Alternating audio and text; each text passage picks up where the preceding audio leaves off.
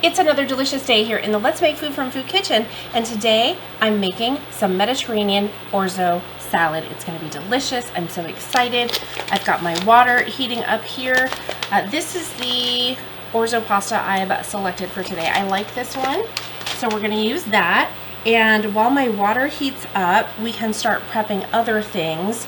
So I'm going to take my 3 cloves of garlic and get them right on in to the olive oil. I'm not even going to use a separate bowl because why make more dishes, okay?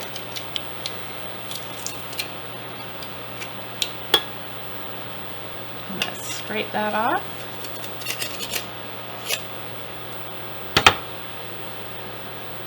Every little bit in there. I've got 2 teaspoons of Greek oregano, and that is from my garden. I do have some fresh growing, but I think I mentioned it's kind of struggling right now, but I think because of the high temperatures that we're having, so I don't want to stress my plant by cutting fresh when it's struggling. I've got 2 lemons here. I want the zest and juice of these lemons, so I'm going to try and zest this right into, I've already washed them off. I'm going to zest them right into my cup here, and the zest is really going to provide a nice boost of lemon flavor. So you want to get as much zest as you can, and it's just the dark yellow. You don't want to start scraping white, so it's just that very fine outer layer that we're going for here. If you get that white part, it might end up being bitter, so try to avoid that. Okay, that is done. I've got that in there, so I'm going to set this aside as much as I can because my big old bowl, I'm kind of running out of room. I'm going to go ahead and juice my lemons and get that in there as well, and that is what creates our sauce. It's very simple, just the olive oil, lemon juice, and zest, and then oregano. That's it. Now you might be thinking, why aren't you using salt? Don't you put salt in recipes? Yeah, usually, but we're using quite a bit of feta and kalamata olives, and those 2 things contain quite a bit of salt. And so I fear if we put salt in it, it's going to be way too salty. So we're not going to do that. All right, so I'm going to bring this back over here, and we're just going to pour that right on in there. Stir it up and let it sit while we wait for our pasta to cook. Okay, while we're waiting, we can go ahead and prepare our English cucumber. And I'm going to make some half moons with it. And you can cut it into quarter moons, however you want to do it. It's really up to you on your preference. This is just easy enough, and I'm going to do them kind of thin so they're not overbearing but still delicious. And we use the English cucumber. They are sweeter, the seeds are smaller, and the skin is softer. I kind of talked about that in another video I did. I think it's the Italian pasta salad. I think I'm going to look into growing these next year, but I got to read up and see if they are friendly in the Tennessee area for growing. I don't know how finicky they are. Okay, my water's boiling. I have to correct myself on the salt. We are salting the pasta water. That is always a thing. Salting the pasta water. Okay. So I'm going to stir this in and let it cook. 7 minutes is al dente for this brand. I'm going to check it at probably 6 minutes and just make sure we're not over or under cooking. Okay, stir it in and then set my timer. But I always wait till the water comes back to a boil to set my timer. All right, timer's going. Let us continue on with our tomatoes.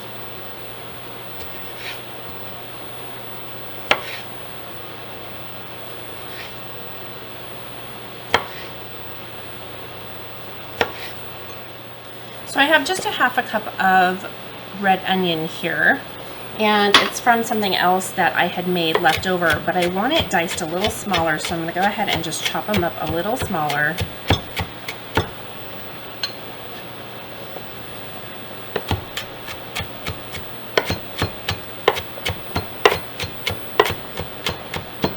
Okay, and I'm just going to put that right on top of this bowl. There's no reason to keep anything separate at this point. And the last thing that I need to chop up is my 1 cup packed parsley. You just take off the stems and pack them into your measuring cup, and then take them out and chop them up. If you chop them up first and then put them into a measuring cup, you're going to end up with a lot more because it'll be a lot more compact and easier to press down. Wrong again, forgot about my onion. I have 2 green onions here. These are from my garden. They are a little big, so when you have a larger one, if you go to the store, sometimes they have the big ones. Not very often, but it does happen.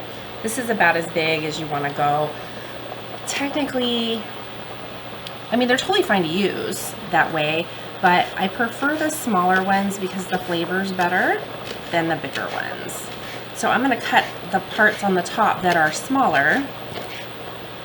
And then what I'll do, once I get to this thicker part, is I'm going to slice them down the middle so they're not as big.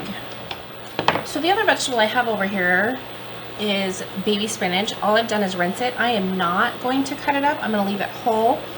It'll kind of wilt a little bit in the mixture with the oil and lemon juice. So we're just going to leave it whole. Let's talk about draining your orzo, because a lot of the colanders don't allow for a pasta this small to go through. So what I do is I set this on top of a bowl and I drain it into there. We're going to rinse it off with cold water, and immediately, as soon as it's drained, we're going to put our dressing onto the pasta. We want to do it while it's still a little bit warm so that the pasta will soak up some of that flavor in the oil. All right, we have our bowl of pasta, and we're going to get that right on in there and give it a stir.